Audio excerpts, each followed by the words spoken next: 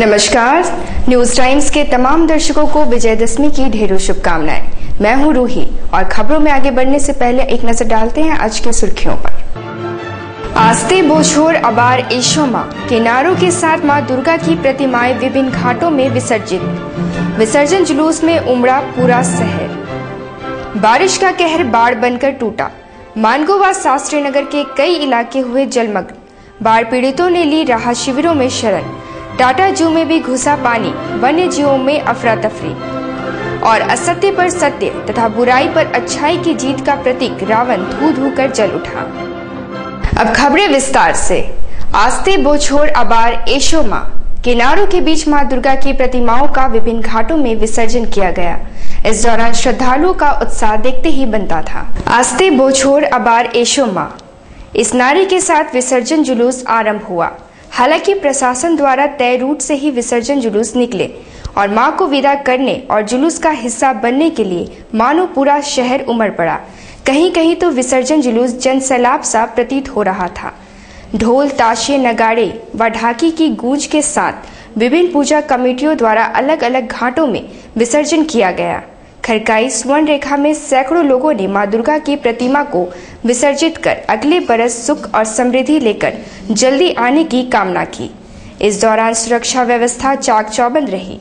खुद SSP, SP और SDO ने मार्गों पर खड़े होकर व्यवस्था का जायजा लिया।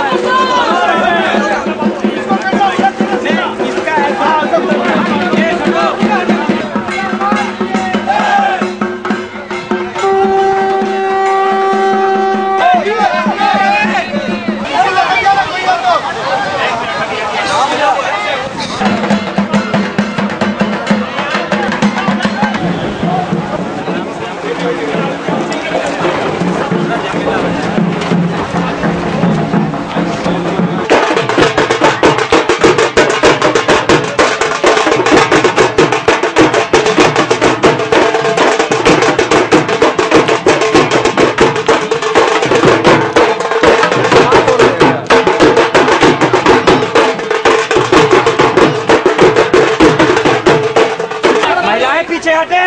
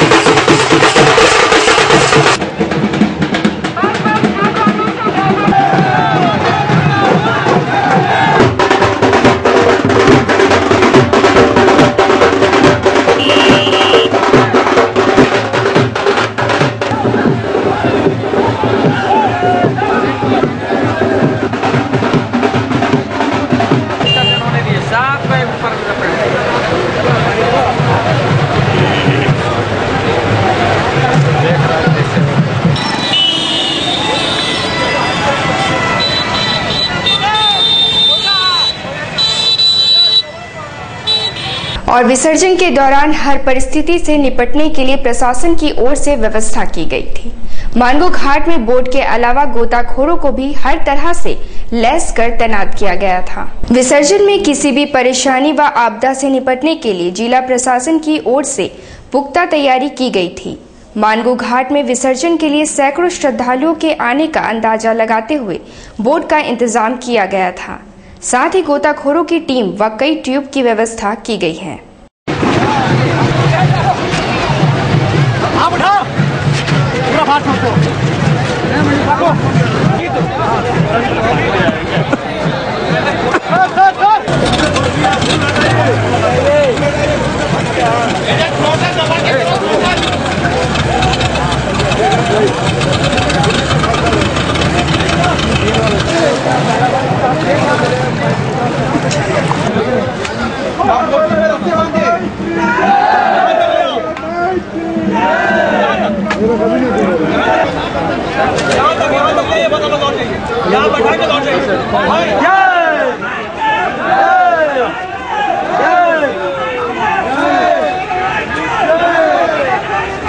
असत्य पर सत्य की जीत व बुराई के प्रतीक रावण के पुतले का दहन किया गया।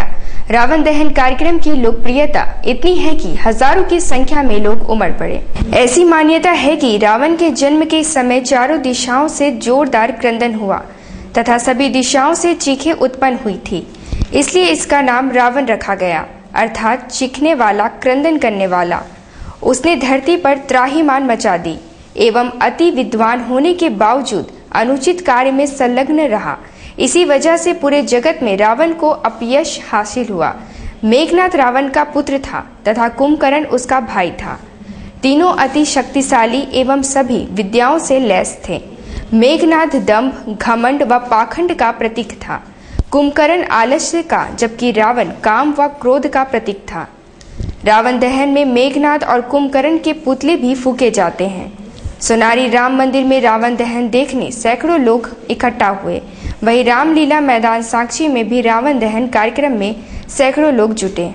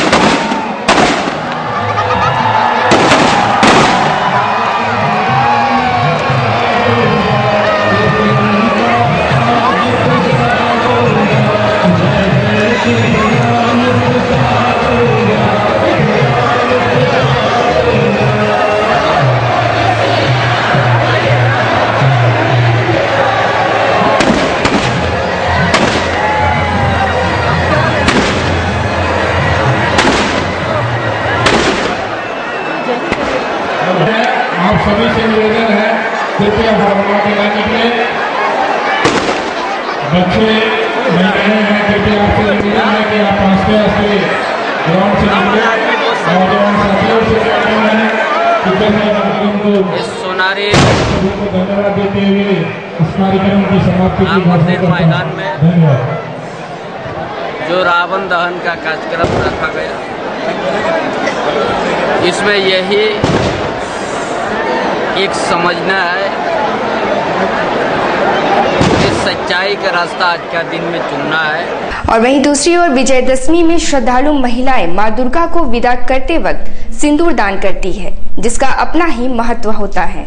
सिंदूर दान ठीक मां दुर्गा को विदा करते से पूर्व किया जाता है। श्रद्धालु महिलाएं एक दूसरे को सिंदूर लगाकर शुभकामनाएं देती हैं और मां दुर्गा से आशीर्वाद लेकर अगले वर्ष फिर आने की घोषणा के साथ विसर्जन में भाग लेती हैं।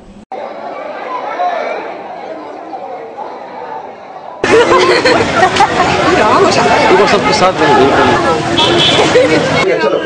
सिंदूर खेलते हैं, बहुत हम लोग होली जैसा ही हो जाते हैं। ये एक तरह से माँ का विदाई का ये बहुत अच्छा मतलब मतलब सिंबल होता है, बस और क्या बताएं।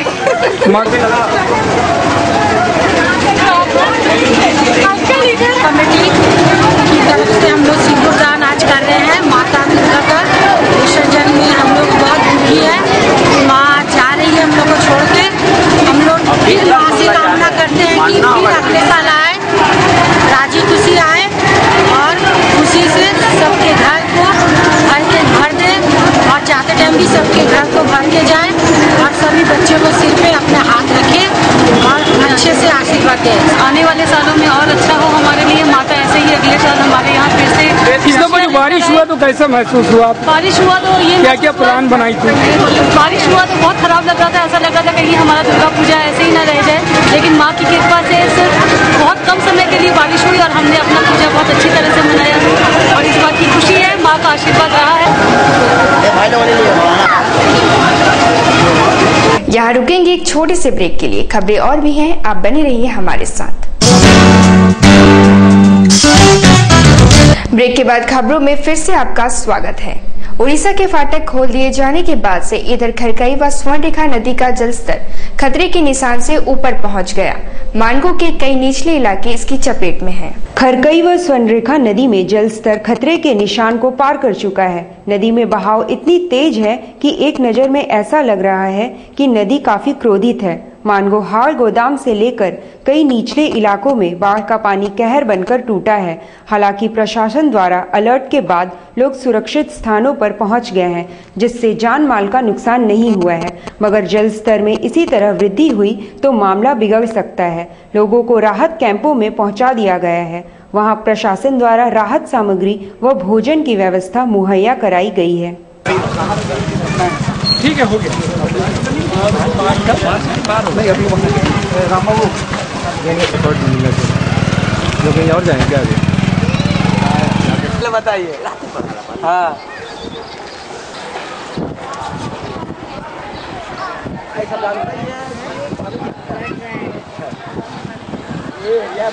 क्या जब सुबह ऊंचाई हो गया तब ऊपर खाने का हाथ पानी घुसा हुआ, कहीं दौरा करेंगे, पूछ के बताइए जल्दी।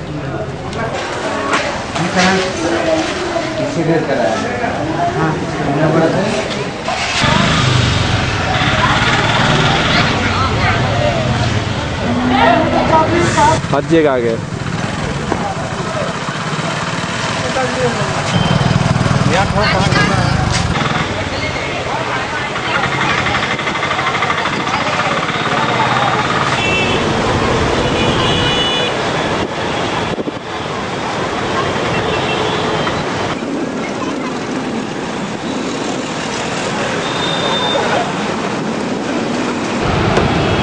एक तो दोबारा है यहाँ, एक तो ही ले जाना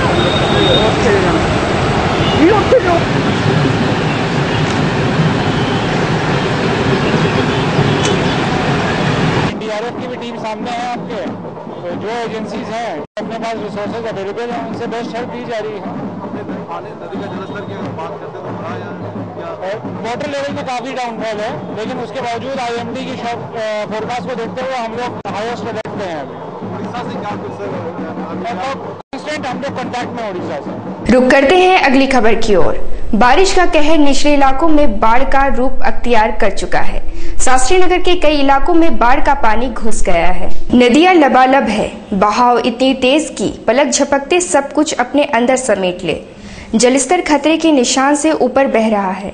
निचले इलाकों में हालांकि प्रशासन द्वारा पहले ही अलर्ट जारी किया जा चुका है और लोग अपने सामानों के साथ सुरक्षित स्थान पर पहुंच चुके हैं। कदमा शास्त्री नगर में बाढ़ का पानी कई घरों में घुस चुका है। लोग जरूरी सामानों के साथ कैंप में परिवार के साथ रहने को मजबूर हो गए हैं। लोग आसमान की ओर देख रहे हैं और दुआ कर रहे हैं कि बारिश थम जाए ताकि पानी धीरे धीरे उतर जाए। प्रशासन की ओर से शरण कैंप के अलावा बाढ़ पीड़ितों के लिए जगह जगह खिचड़ी आदि की व्यवस्था की गई है।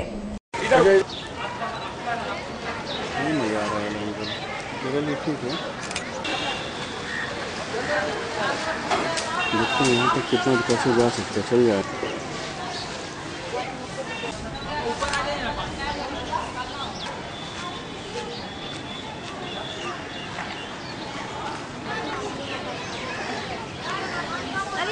सामान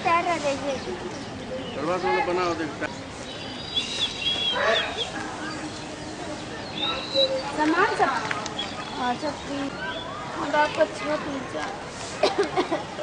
करीब आपका 9 बजे से जो पानी का रफ्तार नाला में बढ़ने की हुई है, तब से मतलब सोचे 12 बजे तक आपका घर में पानी, सबके घर में पानी घुस गया। किसी का मतलब ऐसा नहीं जिसका सामान ना बर्बाद हो, सबका सामान बर्बाद बाढ़ में। पानी कितना छत के ऊपर था? छत के ऊपर, इंसान छत पे सामान रखने के ऊपर पानी, सामान सोचिए नीचे छत के ऊपर से पानी हो गया है। अभी पानी घट रहा है? हाँ, अभी पानी घट रहा है। क्या मदद मिला आपको रात को? प्रशासन की ओर से मदद यही मिला कि आकर पहले आदमी लोग को ये किया गया, सूचना दिया गया कि पानी बढ़ने वाला, अब अपने ऊंचे स्थान पर घर छोड़ के चले जाए। तिरपाल या लाइट का व्यवस्था हुआ? ऐसा कोई व्यवस्था हम लोग को देखने में तो नहीं आया। कुछ व्यवस्था नहीं हुआ, कोई व्यवस्था ऐसा नहीं हुआ। हर इंसान का कम से कम 30-35 हजार रुपये रात भर जगह हम कुछ लोग ज्यादा सोए नहीं, कुछ लोग पूरा घर सामने में, और अधिक से अधिक हम लोग बस्ती में लाइन के जरूरत में हम लोग का सामान कुछ निकल चुका था, बर्बाद नष्ट हो गई। और कितने लोग सोए नहीं, ना ही खाना पीना खाया, नहीं कोई खाया, सब अभी इधर कोई उधर रहे, स्कूल में कोई गेट खुलवाए है, कोई शौचालय के ऊपर है, कोई मंदिर के पास है। तो हम लोगों ने इतना बाढ़ आ गया, पूरा डूब गया, हम लोग पूरा पास गया। अरे बाढ़ में आके पूरा डूब गया, अचानक बाढ़ आया, पूरा सामान पूरा हम लोग का घर में रह गया, उठाने नहीं सका, कोई खाना वाला नहीं आया, बिना हराम हो गया। दुर्गा पूजा कोई घूमने गया नहीं, सब इसी में परेशानी है सब।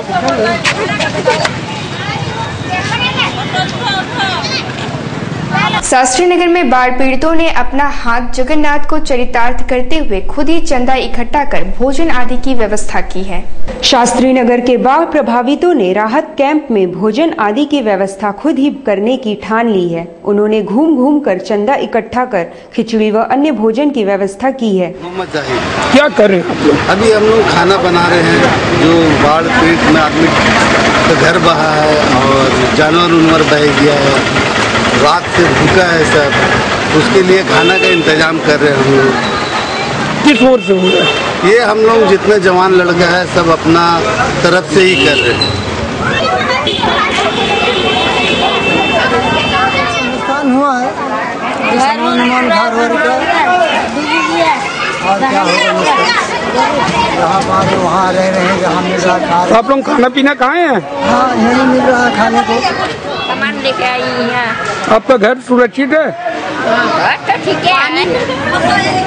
अब घर कैसे बनवाइए? घर तो है, बना दीजिएगा, सरकार बना देगा। हाँ, सरकार देना। खाना पीना आप लोग खाए रात से? और टाटा स्टील जूलॉजिकल पार्क भी बारिश की कहर से अछूता नहीं है। शेर, तेंदुआ समेत कई बाड़ों में बारिश का पानी घुस गया है। तेंदुए ने तो ऊपर मचान में कई घंटों से शरण ले रखी है। लगातार बारिश से हर तरफ जल जमाव की स्थिति है। नदी का जल स्तर काफी बढ़ चुका है। टाटा स्टील जूलॉजिकल पार्क भी इससे अछूता नहीं है। बारिश का पानी लगभग वन्य जीवों के हर बाड़े में घुस गया है और कुछ बाड़े तो बिल्कुल जलमग्न हो चुके हैं।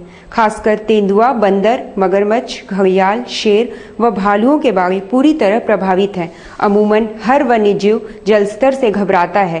तेंदुए ने तो पिछले कई घंटों से ऊपर मचान में शरण ले रखा है। उसकी भूख प्यास भी काफूर हो चुकी है। जू के निदेशक विपुल चक्रवर्ती ने कहा कि स्थिति से निपटने के लिए वे तैयार हैं और 5 सदस्यीय टीम का गठन कर व्यवस्था की जा रही है।